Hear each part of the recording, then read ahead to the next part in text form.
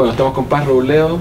Hola. ¿Cómo estás, Paz? Muy bien. ¿Todo bien? Todo bien. Vamos a hablar del tema de... A mí me llama mucho la atención en las conversaciones que hemos tenido de que no existía o no teníamos conciencia de que no existía especialista médico en la adolescencia, sino que es algo más bien reciente. Sí, y probablemente porque la etapa como adolescencia se está reconociendo en el último periodo del desarrollo de las comunidades en general y de nuestra sociedad en particular.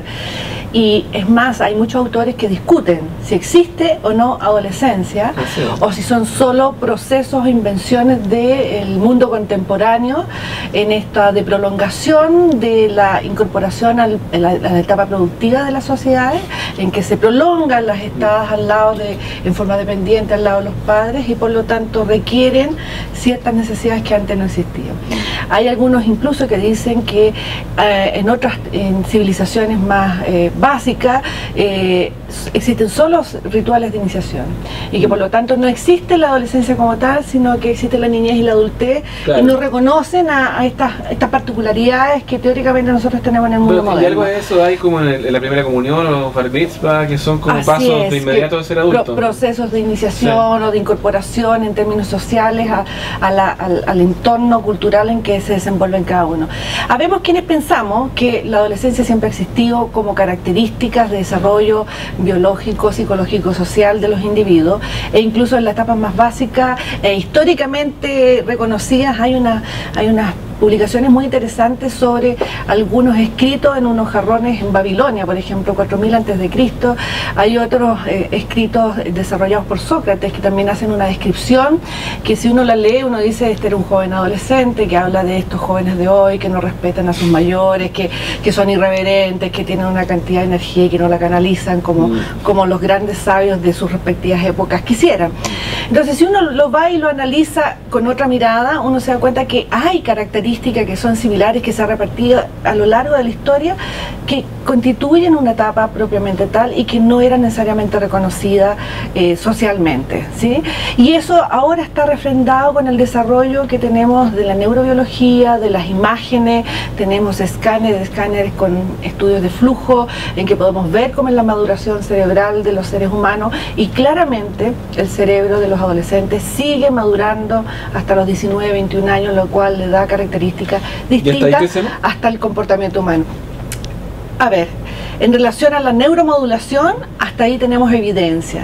¿Y por qué digo esto? Porque cuando yo estudié medicina me dijeron que el cerebro humano solo crecía los primeros 2 años de vida y que después de ahí cada golpe en la cabeza era una célula neuronal menos y que había que cuidarlo mucho. Y ahora sabemos que eso no es tan así. O sea, nos salvamos todos de todos los golpes que hemos tenido y tenemos todavía ciertas capacidades o plasticidades de nuestro cerebro para poder ocupar otras estructuras.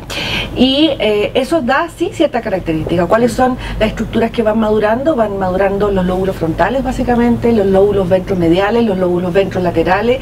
Y si uno analiza cuáles son los comportamientos asociados, en los estudios desarrollados muestran que tiene que ver con la capacidad de proyectarse hacia futuro, la capacidad de poder hacer una evaluación de riesgo-beneficio y de planificación estratégica. Es decir, todo aquello que si uno va y caracteriza a los jóvenes en general, la gran omnipotencia, esta gran energía y esto que le sucede a todos los demás pero a mí no me va a suceder, tiene entonces su correlato y su expresión en estructuras inmaduras neurológicamente que no les permite tener todas las herramientas para poder tomar necesariamente las mejores decisiones en condiciones determinadas, porque también hay otros estudios que muestran si estas decisiones son en frío o en caliente, es decir, cargados de emocionalidad. Cuando son decisiones en frío, se ha visto que los adolescentes deciden tan bien como los adultos. Cuando son decisiones con una gran carga emocional, pareciera que la experiencia da algunas herramientas para poder tomar mejores decisiones. Okay. Ahora también podríamos pensar que esos adolescentes tardíos, esa gente que todavía, no sé, por ronda los 40 y todavía como que no se pega la cachada, que todavía no madura, a lo mejor hay una falla neuronal, ¿no? Sí, yo creo que hay varios otros componentes que habría que o son que solo revisar. irresponsables, ¿no? Bueno, pero... Sí, claro, no, yo creo que poder justificarle responsabilidad solo por maduración de la estructura neurobiológica, en una de esas tiene su correlato, pero la verdad es que en términos sociales necesitamos que cada uno vaya asumiendo su parte del cuento para la construcción entre todos. Tú trabajas con diferentes tipos de adolescentes, trabajas con adolescentes de grupos mucho más vulnerables y adolescentes de grupos tal vez con mayores privilegios, por llamarlo de alguna manera, Así ¿no? es. Con mayor acceso. ¿Cómo es tu visión general de lo que pasa un poco en esta sociedad en donde tenemos estos temas de desigualdad, brechas y estos componentes? ¿Cómo se ve esto en la adolescencia, en nuestros grupos de adolescentes?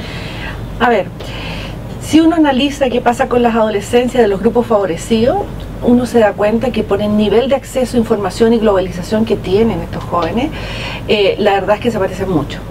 Es decir, un adolescente del mundo asiático con el mundo europeo, con el mundo latinoamericano, ABC1, comparte muchísimo niveles de información, acceso a cultura, etc.